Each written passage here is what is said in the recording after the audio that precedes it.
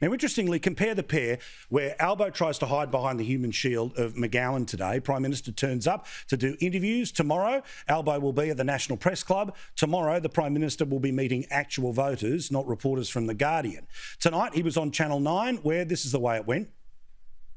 Prime Minister, you said at your launch on Sunday, I saved the country. You don't hold a hose, you weren't in your tinny plucking people off rooftops, you weren't doing 16-hour days in PPE on COVID wards, you didn't get enough vaccines soon enough, you didn't get enough rats so that we could finally have a holiday interstate for Christmas, and China is set up base in the Solomons. Do you think maybe you slightly over-egged the part about I saved the country? Well, that's quite a long list you've been able to pull together. But let me say this. We've come through this pandemic better than almost any other advanced country in the world. JobKeeper was Save the Country. That's specifically what I was referring to. And if you don't think it did, Tracy, well, you can have that argument with the 800,000 people who kept a job as a result of that. Now, Chris, this speaks to what I talk about every night, which is the difference between news and narrative. We know where the media wants to go. I like Teresa Grimshaw, but I think they made the assumption that he's cooked, he's done. We've seen a poll that it's already at 80 seats, so time to punch him on the way out. This is exactly what happened last time. Labor on a week-long victory lap, the media assuming that it's all definitely going to happen one way, but not understanding that, as James said, that housing policy has reminded everyone in the country about the philosophical differences between the parties of government. Yeah, I'll come to the housing policy in just a moment, but first up on getting through the pandemic, I agree entirely. The media narrative is completely different to the lived experience of Australians. Now, we've all lived through it, in our different ways. It's been a lot tougher for some people than others, but I can tell you that all Australians know this country did better through the pandemic than any other developed country.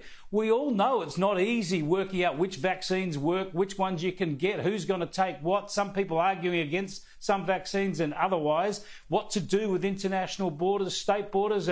I've been critical. Everybody's had their gripes at one time or another. But in terms of keeping our fatality rates low, getting a vaccination rate that's higher than any other in the world, keeping our health system under control and dealing with everybody, not just the pandemic issues, and importantly, the economy going strong so that people kept their jobs and were in a good position. Now, everybody knows this has been remarkable. There's not one person in one developed country around the world who wouldn't swap place with Australia's results right now. We've just been incredible. Now, for all the arguments, that's the outcome, and I don't think the coalition's spoken enough about that.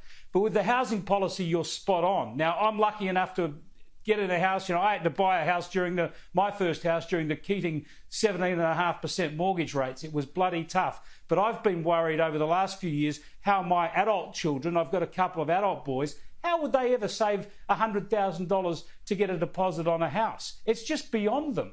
Well, suddenly they can get $50,000 out of their super. That's the best super investment they're ever going to have. It just makes sense. So it makes sense not just to the young people, but to their families, their parents, their grandparents. We all love the idea of this opportunity. And one last thing, I've got to mention this because there's been a couple of millionaires today bagging this policy.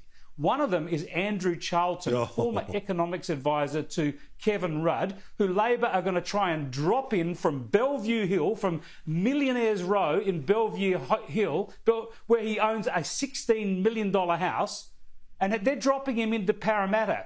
And he bought a $2 million house in Parramatta after they chose him as a candidate so he could say he lives there. He bought that cash. And he's enrolled to vote in another multi-million-dollar joint in Wallara. This bloke has more houses than Anthony Albanese, and he's worth tens of millions of dollars. And he says this is wrong. This is the wrong policy to let young Australians access their own super to get a start in the housing market. I mean, how bloody selfish and hypocritical is that? And how far is that Labor? How far has Labor gone from being the working family party? Correct. He's got more houses than restaurants he can name in Parramatta. Roll this tape from Ben Fordham this morning. Yes. A bloke from the local community said, "What are your 3 favourite restaurants?" You couldn't name 3. Yeah. Look, you have some good interviews and you have some less good interviews. I actually saw that journalist last night. He asked me that question. He got me. I was just slapping the journal on the back last night. I said, "Well done, same question, two interviews." Still couldn't answer it.